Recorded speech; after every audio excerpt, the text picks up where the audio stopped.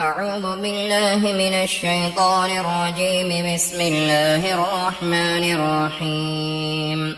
وما من دابة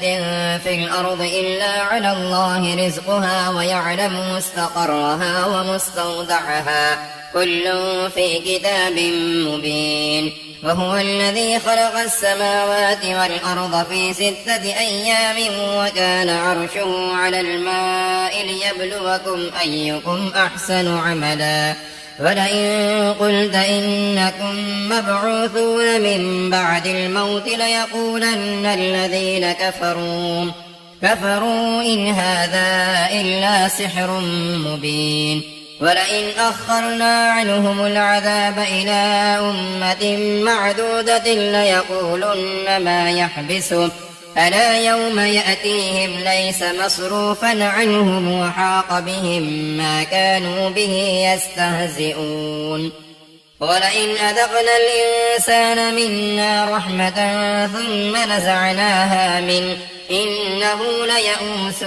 كفور. ولئن أذقناه نعماء بعد ضراء مسته ليقولن ذهب السيئات عني إنه لفرح فخور. إلا الذين صبروا وعملوا الصالحات أولئك لهم مغفرة وأجر كبير. فلعلك تارك بعض ما يوحى إليك وضائق به صدرك أن يقولوا لولا أنزل عليه كنز أو جاء معه ملك إنما أنت نذير والله على كل شيء وكيل. أم يقولون افترى قل فأتوا ب10 سور مثله مفتريات وادعوا من استطعتم من دون الله إن كنتم صادقين. فإن لم يستجيبوا لكم فاعلموا أنما أنزل بعلم الله وأن لا إله إلا هو فهل أنتم مسلمون. من كان يريد الحياة الدنيا وزينتها نوف إليهم أعمالهم فيها وهم فيها لا يبخسون. أولئك الذين ليس لهم في الآخرة إلا النار وحبط ما صنعوا فيها وباطل ما كانوا يعملون. أفمن كان على بينة من ربه ويتلوه شاهد منه ومن قبله كتاب موسى إماما ورحمة أولئك يؤمنون به. ومن يكفر به من الأحزاب فالنار موعده فلا تك في مرية منه إنه الحق من ربك ولكن أكثر الناس لا يؤمنون. ومن أظلم ممن افترى على الله كذبا أولئك يعرضون على ربهم ويقول الأشهاد هؤلاء الذين كذبوا على ربهم ألا لعنة الله على الظالمين الذين يصدون عن سبيل الله ويبغونها عوجا وهم بالآخرة هم كافرون. أولئك لم يكونوا معجزين في الأرض وما كان لهم من دون الله من أولياء يضاعف لهم العذاب ما كانوا يستطيعون السمع وما كانوا يبصرون. أولئك الذين خسروا أنفسهم وضل عنهم ما كانوا يفترون. لا جرم أنهم في الآخرة هم الأخسرون. إن الذين آمنوا وعملوا الصالحات وأخبتوا إلى ربهم أولئك أصحاب الجنة هم فيها خالدون. مثل الفريقين كالأعمى والأصم والبصير والسميع هل يستويان مثلا أفلا تذكرون. ولقد أرسلنا نوحا إلى قومه إني لكم نذير مبين ألا تعبدوا إلا الله إني أخاف عليكم عذاب يوم أليم فقال الملأ الذين كفروا من قومه ما نراك إلا بشرا مثلنا وما نراك اتبعك إلا الذين هم أراذلنا بادي الرأي وما نرى لكم علينا من فضل بل نظنكم كاذبين قال يا قوم أرأيتم إن كنت على بينة من ربي وآتاني رحمة من عنده فعميت عليكم أنلزمكموها وأنتم لها كارهون ويا قوم لا أسألكم عليه مالا إن أجري إلا على الله وما أنا بطارد الذين آمنوا إنهم ملاقو ربهم ولكني أراكم قوما تجهلون ويا قوم من ينصرني من الله إن طردتهم أفلا تذكرون ولا أقول لكم عندي خزائن الله ولا أعلم الغيب ولا أقول إني ملك ولا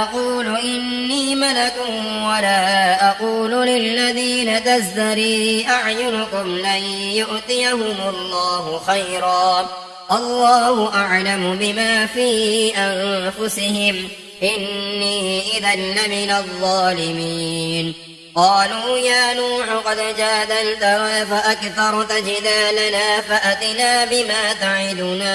إن كنت من الصادقين قال إنما يأتيكم به الله إن شاء وما أنتم بمعجزين ولا ينفعكم نصحي إن أردت أن أنصح لكم إن كان الله يريد أن يغويكم هو ربكم وإليه ترجعون أم يقولون افترى قل إن افتريته فعلي إجرامي وأنا بريء مما تجرمون وأوحي إلى نوح أنه لن يؤمن من قومك إلا من قد آمن فلا تبتئس بما كانوا يفعلون واصنع الفلك بأعيننا ووحينا ولا تخاطبني في الذين ظلموا إنهم مغرقون ويصنع الفلك وكلما مر عليه ملأ من قومه سخروا منه قال إن تسخروا منا فإنا نسخر منكم كما تسخرون فسوف تعلمون من يأتيه عذاب يخزيه ويحل عليه عذاب مقيم حتى إذا جاء أمرنا وفارت النور قل نحمل فيها من كل زوجين اثنين وأهلك إلا من سبق عليه القول وما آمن معه إلا قليل وقال اركبوا فيها بسم الله مجريها ومرساها إن ربي لغفور رحيم وهي تجري بهم في موج كالجبال ونادى نوح ابنه وكان في معزل يا بني اركب معنا ولا تكن مع الكافرين قال سآوي إلى جبل يعصمني من الماء قال لا عاصم اليوم من أمر الله إلا من رحم وحال بينهما الموج فكان من المغرقين وقيل يا أرض ابلعي ماءك ويا سماء أقلعي وغيض الماء وقضي الأمر واستوت على الجودي وقيل بعدا للقوم الظالمين ونادى نوح ربه فقال رب إن ابني من أهلي وإن وعدك الحق وأنت أحكم الحاكمين قال يا نوح إنه ليس من أهلك إنه عمل غير صالح فلا تسأل لما ليس لك به علم إني أعظك أن تكون من الجاهلين قال رب إني أعوذ بك أن أسألك ما ليس لي به علم وإلا تغفر لي وترحمني أكن من الخاسرين قيل يا نوح اهبط بسلام منا وبركات عليك وعلى ممن معك وأمم سنمتعهم ثم يمسهم منا عذاب أليم تلك من أنباء الغيب نوحيها إليك ما كنت تعلمها أنت ولا قومك من قبل هذا فاصبر إن العاقبة للمتقين وإلى عاد أخاهم هودا قال يا قوم اعبدوا الله ما لكم من إله غيره إن أنتم إلا مفترون يا قوم لا أسألكم عليه أجرا إن أجري إلا على الذي فطرني أفلا تعقلون ويا قوم استغفروا ربكم ثم توبوا إليه يرسل السماء عليكم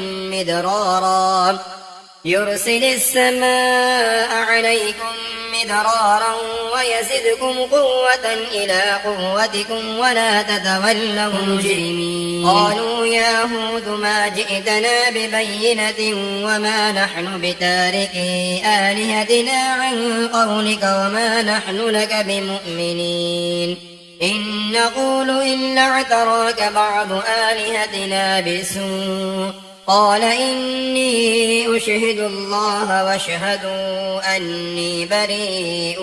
مما تشركون من دونه فكيدوني جميعا ثم لا تنظرون إني توكلت على الله ربي وربكم ما من دابة إلا هو آخذ بناصيتها إن ربي على صراط مستقيم فإن تولوا فقد أبلغتكم ما أرسلت به إليكم ويستخلف ربي قوما غيركم ولا تضرونه شيئا إن ربي على كل شيء حفيظ ولما جاء أمرنا نجينا هودا والذين آمنوا معه برحمة منا ونجيناهم من عذاب غليظ وتلك عاد جحدوا بآيات ربهم وعصوا رسله واتبعوا أمر كل جبار عنيد وأتبعوا في هذه الدنيا لعنة ويوم القيامة ألا إن عادا كفروا ربهم ألا بعدا لعاد قوم هود وإلى ثمود أخاهم صالحا قال يا قوم اعبدوا الله ما لكم من إله غيره هو أنشأكم من الأرض واستعمركم فيها فاستغفروه ثم توبوا إليه إن ربي قريب مجيب قالوا يا صالح قد كنت فينا مرجوا قبل هذا أتنهانا أن نعبد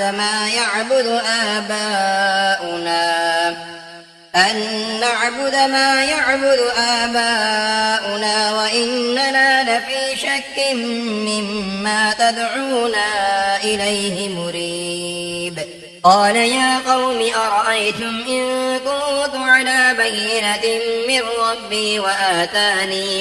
وآتاني منه رحمة فمن ينصرني من الله إن عصيته فما تزيدونني غير تخسير ويا قوم هذه ناقة الله لكم آية فذروها تأكل في أرض الله ولا تمسوها بسوء فيأخذكم عذاب قريب. فعقروها فقال تمتعوا في داركم 3 أيام ذلك وعد غير مكذوب. فلما جاء أمرنا نجينا صالحا والذين آمنوا معه برحمة منا ومن خزي يومئذ إن ربك هو القوي العزيز. وأخذ الذين ظلموا الصيحة فأصبحوا في ديارهم جاثمين كأن لم يغنوا فيها ألا إن ثمود كفروا ربهم ألا بعدا لثمود. ولقد جاءت رسلنا إبراهيم بالبشرى قالوا سلاما قال سلام فما لبث أن جاء بعجل حنيذ. فلما رأى أيديهم لا تصل إليه نكرهم وأوجس منهم خيفة قالوا لا تخف إنا أرسلنا إلى قوم لوط. وامرأته قائمة فضحكت فبشرناها بإسحاق ومن وراء إسحاق يعقوب. قالت يا ويلتى أألد وأنا عجوز وهذا بعلي شيخا إن هذا لشيء عجيب. قالوا أتعجبين من أمر الله رحمة الله وبركاته عليكم أهل البيت إنه حميد مجيد. فلما ذهب عن إبراهيم الروع وجاءته البشرى يجادلنا في قوم لوط إن إبراهيم لحليم أواه منيب. يا إبراهيم أعرض عن هذا إنه قد جاء أمر ربك وإنهم آتيهم عذاب غير مردود. ولما جاءت رسلنا لوطا سيء بهم وضاق بهم ذرعا وقال هذا يوم عصيب. وجاءه قومه يهرعون إليه ومن قبل كانوا يعملون السيئات قال يا قوم هؤلاء بناتي هن أطهر لكم فاتقوا الله ولا تخزون في ضيفي أليس منكم رجل رشيد. قالوا لقد علمت ما لنا في بناتك من حق وإنك لتعلم ما نريد. قال لو أن لي بكم قوة أو آوي إلى ركن شديد. قالوا يا لوط إنا رسل ربك لن يصلوا إليك فأسر بأهلك بقطع من الليل ولا يلتفت منكم أحد إلا امرأتك إنه مصيبها ما أصابهم إن موعدهم الصبح أليس الصبح بقريب. فلما جاء أمرنا جعلنا عاليها سافلها وأمطرنا عليها حجارة من سجيل منضود مسومة عند ربك وما هي من الظالمين ببعيد. وإلى مدين أخاهم شعيبا قال يا قوم اعبدوا الله ما لكم من إله غيره ولا تنقصوا المكيال والميزان إني أراكم بخير وإني أخاف عليكم عذاب يوم محيط. ويا قوم أوفوا المكيال والميزان بالقسط ولا تبخسوا ولا تبخسوا الناس أشياءهم ولا تعثوا في الأرض مفسدين بقية الله خير لكم إن كنتم مؤمنين وما أنا عليكم بحفيظ قالوا يا شعيب أصلاتك تأمرك أن نترك ما يعبد آباؤنا أو أن نفعل في أموالنا ما نشاء إنك لأنت الحليم الرشيد قال يا قوم أرأيتم إن كنت على بينة من ربي ورزقني منه رزقا حسنا وما أريد أن أخالفكم إلى ما أنهاكم عنه إن أريد إلا الإصلاح ما استطعت وما توفيقي إلا بالله عليه توكلت وإليه أنيب ويا قوم لا يجرمنكم شقاقي أن يصيبكم مثل ما أصاب قوم نوح أو قوم هود أو قوم صالح وما قوم لوط منكم ببعيد واستغفروا ربكم ثم توبوا إليه إن ربي رحيم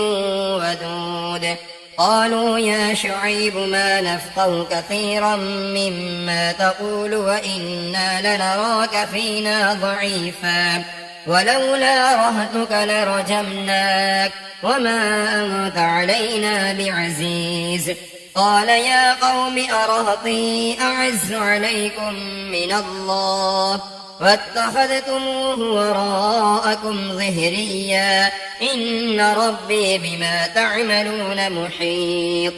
ويا قوم اعملوا على مكانتكم إني عامل سوف تعلمون من يأتيه عذاب يخزيه ومن هو كاذب وارتقبوا إني معكم رقيب ولما جاء أمرنا نجينا شعيبا والذين آمنوا معه برحمة منا وأخذت الذين ظلموا الصيحة فأصبحوا في ديارهم جاثمين كأن لم يغنوا فيها ألا بعدا لمدين كما بعد الثمود ولقد أرسلنا موسى بآياتنا وسلطان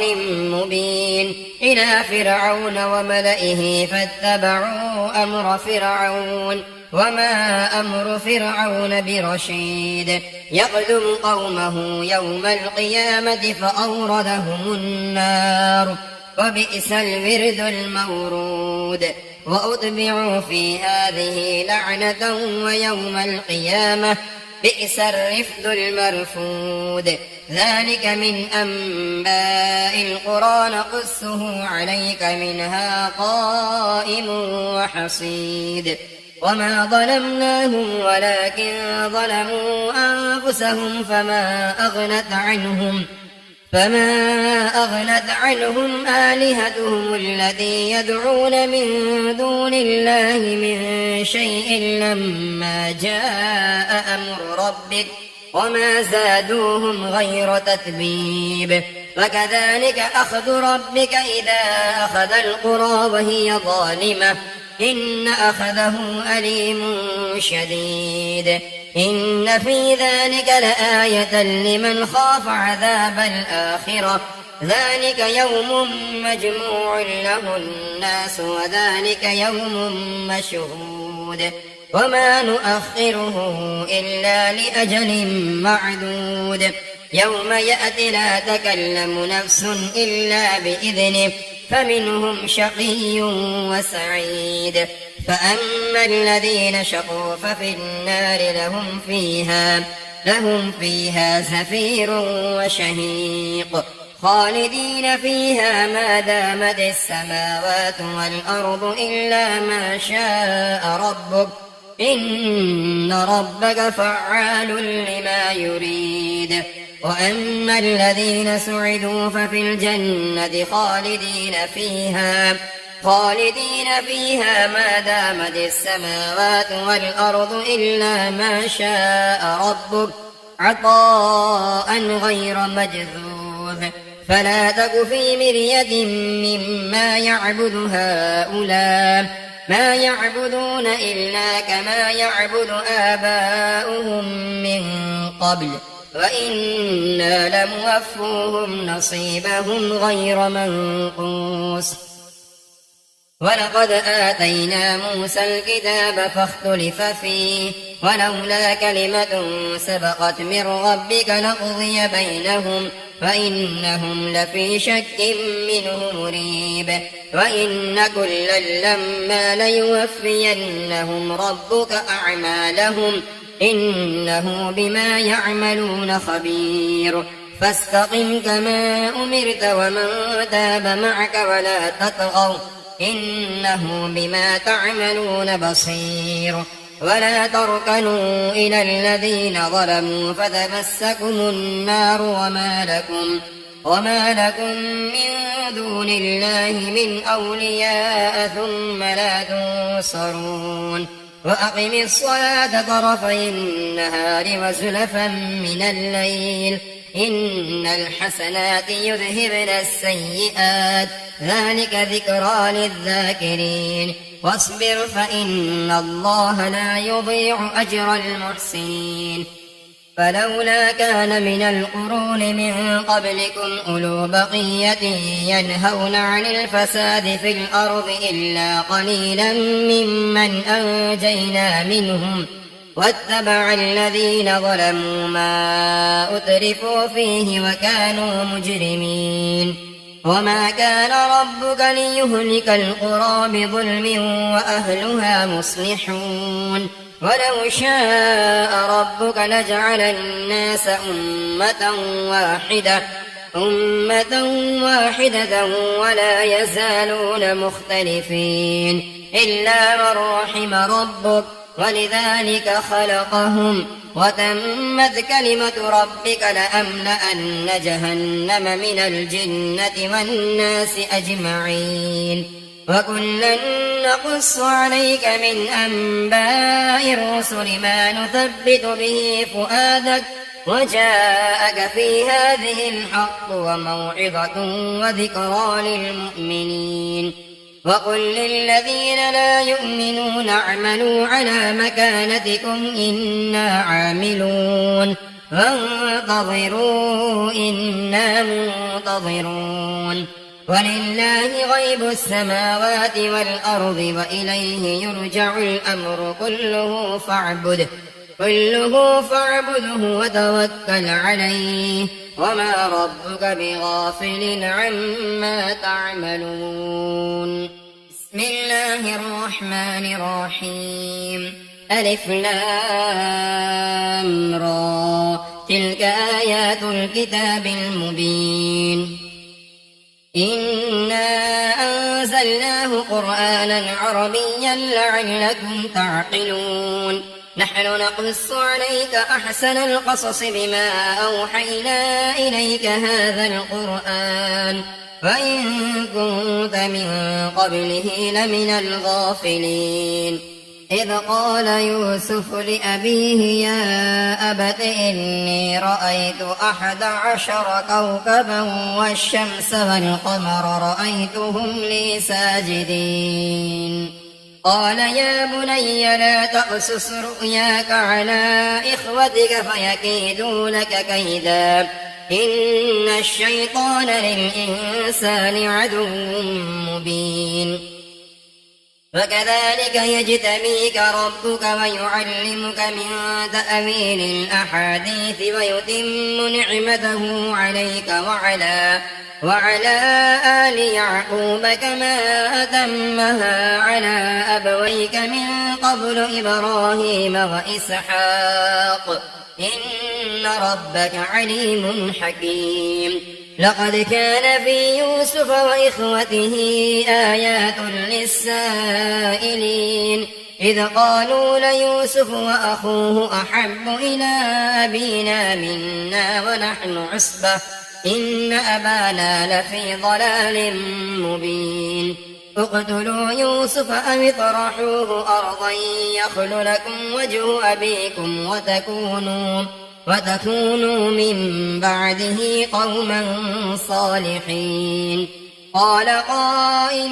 منهم لا تقتلوا يوسف وألقوه في غيابة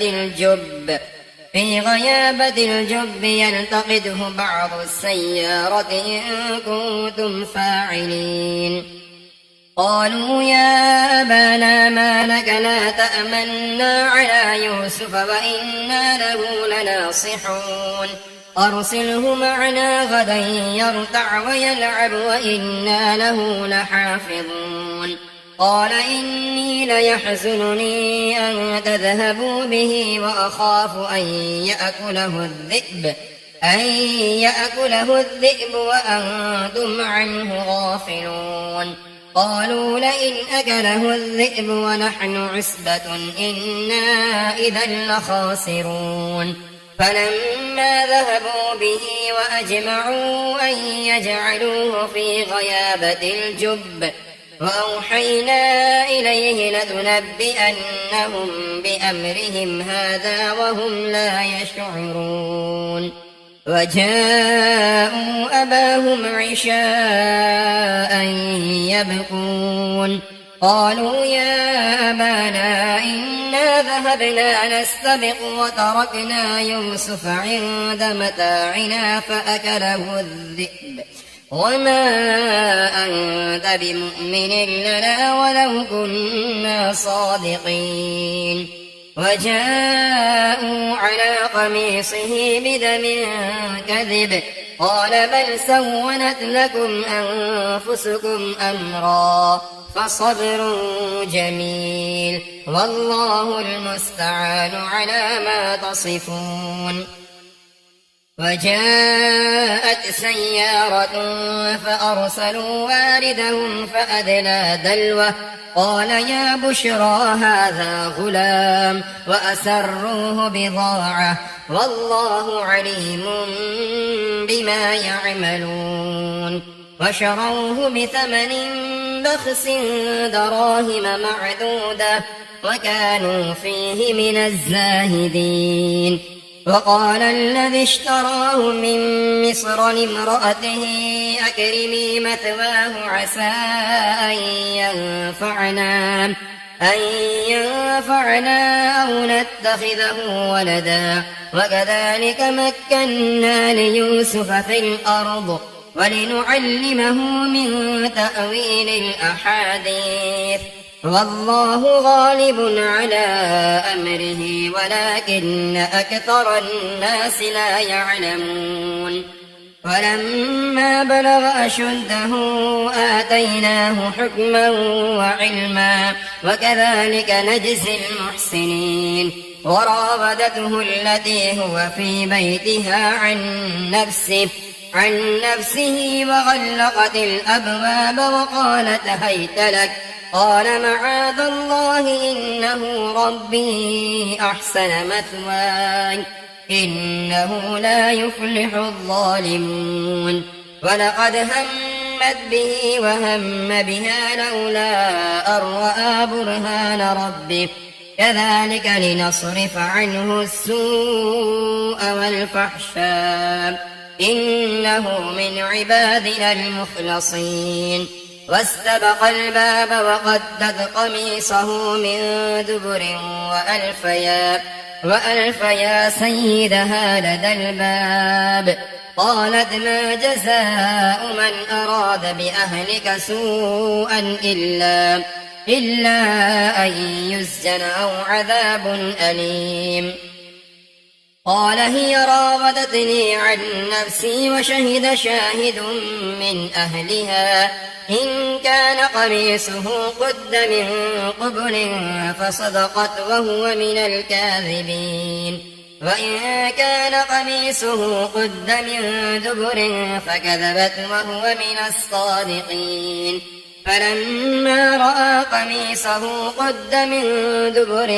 قال إنه من كيدكن إن كيدكن عظيم. يوسف أعرض عن هذا واستغفري لذنبك إنك كنت من الخاطئين. وقال نسوة في المدينة امرأة العزيز تراود فتاها عن نفسه قد شغفها حبا إنا لنراها في ضلال مبين. فلما سمعت بمكرهن أرسلت إليهن وأعتدت لهن متكئا وآتت كل واحدة منهن سكينا وقالت اخرج عليهن. فلما رأينه أكبرنه وقطعن أيديهن وقلن حاش لله ما هذا بشرا إن هذا إلا ملك كريم. قالت فذلكن الذي لمتنني فيه ولقد راودته عن نفسه فاستعصم ولئن لم يفعل ما آمره ليسجنن وليكون من الصاغرين. قال رب السجن أحب إلي مما يدعونني إليه وإلا تصرف عني كيدهن أصب إليهن وأكن من الجاهلين. فاستجاب له ربه فصرف عنه كيدهن إنه هو السميع العليم. ثم بدا لهم من بعد ما رأوا الآيات ليسجننه حتى حين. ودخل معه السجن فتيان قال أحدهما إني أراني أعصر خمرا وقال الآخر إني أراني أحمل فوق رأسي خبزا تأكل الطير منه نبئنا بتأويله إنا نراك من المحسنين. قال لا يأتيكما طعام ترزقانه إلا نبأتكما بتأويله قبل أن يأتيكما ذلكما مما علمني ربي إني تركت ملة قوم لا يؤمنون بالله وهم بالآخرة هم كافرون واتبعت ملة آبائي إبراهيم وإسحاق ويعقوب ما كان لنا أن نشرك بالله من شيء ذلك من فضل الله علينا وعلى الناس ولكن أكثر الناس لا يشكرون. يا صاحبي السجن أرباب متفرقون خير أم الله الواحد القهار ما تعبدون من دونه إلا أسماء سميتموها أنتم وآباؤكم ما أنزل الله بها من سلطان إن الحكم إلا لله أمر ألا تعبدوا إلا إياه ذلك الدين القيم ولكن أكثر الناس لا يعلمون. يا صاحبي السجن أما أحدكما فيسقي ربه خمرا وأما الآخر فيصلب فتأكل الطير من رأسه قضي الأمر الذي فيه تستفتيان. وقال للذي ظن أنه ناج منهما اذكرني عند ربك فأنساه الشيطان ذكر ربه فلبث في السجن بضع سنين. وقال الملك إني أرى 7 بقرات سمان يأكلهن 7 عجاف و7 سنبلات خضر وأخر يابسات يا أيها الملأ أفتوني في رؤياي إن كنتم للرؤيا تعبرون قالوا أضغاث أحلام وما نحن بتأويل الأحلام بعالمين وقال الذي نجا منهما وادكر بعد أمة أنا أنبئكم بتأويله فأرسلون يوسف أيها الصديق أفتنا في 7 بقرات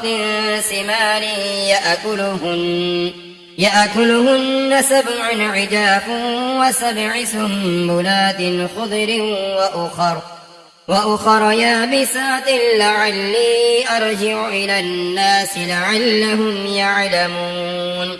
قال تزرعون 7 سنين دأبا فما حصدتم فذروه في سنبله إلا قليلا مما تأكلون ثم يأتي من بعد ذلك 7 شداد يأكلهن ما قدمتم لهن إلا قليلا مما تحسنون ثم يأتي من بعد ذلك عام فيه يغاث الناس وفيه يعصرون وقال الملك ائتوني به فلما جاءه الرسول قال ارجع إلى ربك فاسأله ما بال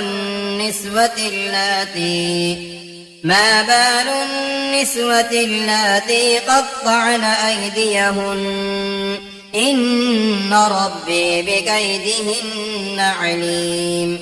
قال ما خطبكن إذ راوتن يوسف عن نفسه قلن حاش لله ما علمنا عليه من سوء قالت امرأة العزيز الآن حصحص الحق أنا راودته عن نفسه وإنه لمن الصادقين ذلك ليعلم أني لم أخنه بالغيب وأن الله لا يهدي كيد الخائنين